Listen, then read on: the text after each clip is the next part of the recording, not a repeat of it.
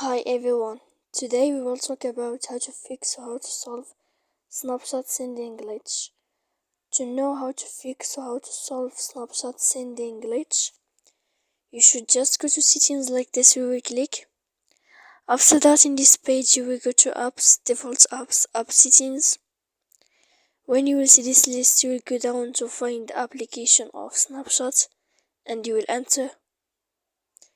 Then in this page you will go to click for stop. When you will end this, you will enter to storage. After that, in this page you will click clear cache.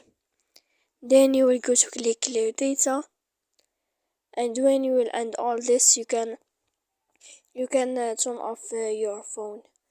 So please don't forget to support us by like and subscribe. See you next time in another video, and thank you for watching.